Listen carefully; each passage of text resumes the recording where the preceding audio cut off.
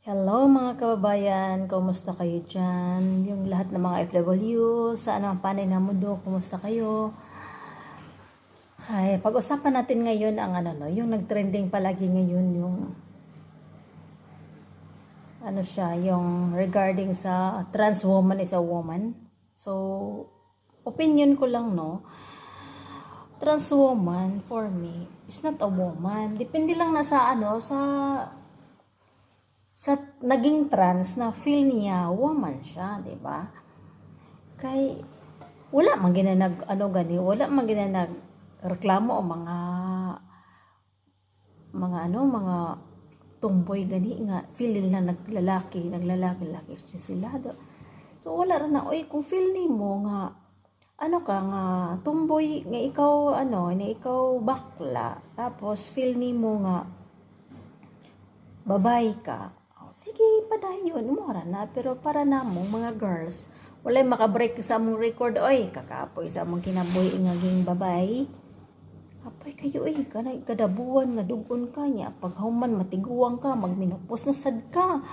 Pait kayo pagpanganak lang daan. Grabe, dili na siya, parte ng paita na magpanganak lang daan.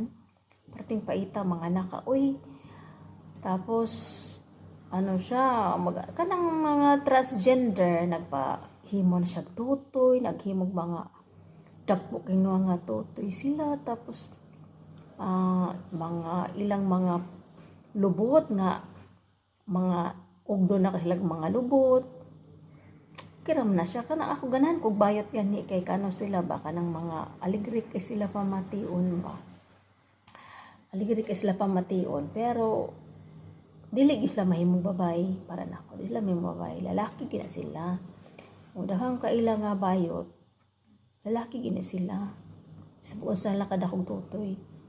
Feel lang nalima ka na magkinding-kinding. Pasag di lang sila kung da sa lipay pero dili sa ding nga magano sila nga kanang mga bayot mo sud sa mga CR sa mga babae dili sana maayo kay ngano kuan man gud nagaling syempre kami mga babae na may privacy sa among kaugalingon sad ko na kay bisag unsaon laki man gyud na sila so dili jud angay ba nga kanang mga inaana sagol gyud mga babae magpakababae gyud sila dili jud pwede so ang bayot gyud sa babiling lang bayot bisag unsa lang magpinababae na sila diha barugan lang gipon na sila hang kuan kaya ilang tumoy mo barog lang gyapon na sanglit respeto lang kami respeto minana namgayuban mga bayot kini nga labaw pa kasik sila may pakalawas sa mga babae